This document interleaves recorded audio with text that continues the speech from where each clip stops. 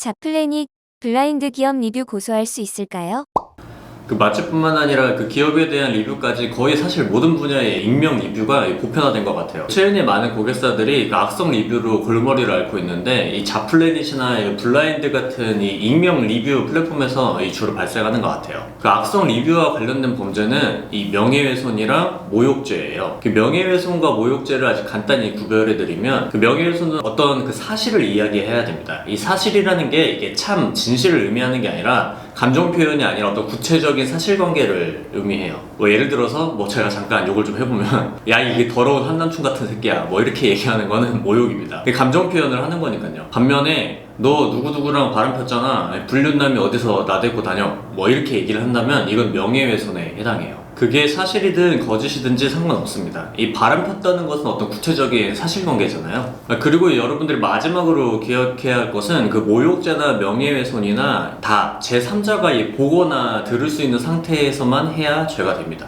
단둘이 있을 때 면전에 대고 하거나 뭐 문자편지 이렇게 한 것은 아무리 심한 욕을 해도 모욕죄나 명예훼손에 해당하지 않아요. 아무튼 그 자플래닛이나 블라인드에 그 달린 기업 리뷰가 뭐 예를 들어서 뭐 이 회사는 쓰레기 같은 회사라고 하거나 이 회사 대표는 전형적인 한남충 뭐 이렇게 하면 이거 명백한 모욕죄에 해당해요. 이 모욕죄는 이 공공의 이익으로 인해서 위법성이 조각되지도 않아요. 이게 무슨 말이냐면 명예훼손의 경우에는 이 비방이 목적이 아니라 공공의 이익을 위한 것이라면 그 비록 명예훼손에 해당하는 사실이라도 이 공공의 이익을 위해서 작성한 것이라면 처벌받지 않는 거예요. 그래서 블라인드나 이 자플래닛에도 명백하게 모욕성 발언은 자체적으로 아마 비공개 처리를 바로 해줄 겁니다.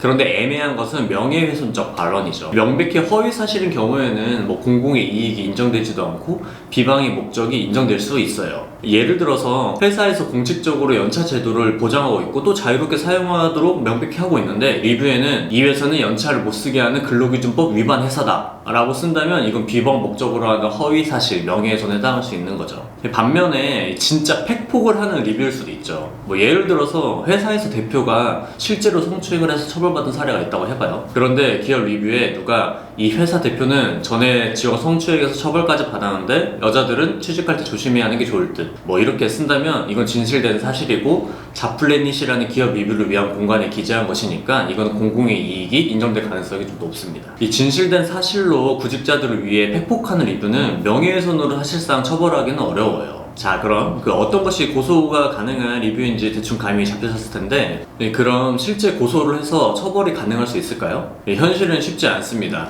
해당 리뷰가 명백하게 모욕이나 명예훼손에 해당하는 그 리뷰가 만약에 확실해서 회사가 경찰에 고소를 한다고 한번 해봅시다. 일단 작성자가 누구인지 모르니까 고소장에 성명불상이라고 피고소인을 아마 기재할 거예요.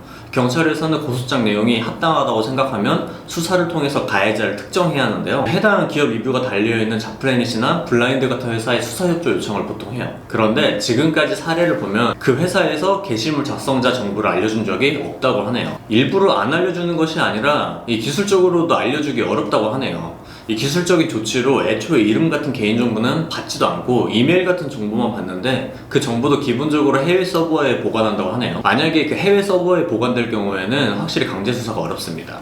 해당 서버가 있는 해외로 가서 압수수색을 하기가 현실적으로 어렵잖아요. 그 서버 문제 말고도 또 허들은 또 있는데 일정 기간이 지나면 그 해당 리뷰를 쓴 사람의 개인정보 연결을 아예 이렇게 끊는다고 해요. 그래서 원천적으로 그 해당 리뷰를 쓴 사람을 그 리뷰 플랫폼 회사 자체도 찾을 수 없다고 합니다. 그래서 그 수사기관의 수사는 진행이 안 되는 거죠. 이럴 경우에는 기소 중지가 됩니다. 그 수사가 그냥 중단돼 버리는 것이죠. 결론은 여러분들이 고소는 할 수는 있는데 실제로 처벌받기까지는 어렵다는 거예요. 자, 그러면 이 현실적인 해결 방법은 뭐가 있을까요? 사실 처벌하기는 어려우니까 이 문제를 해결해야겠죠.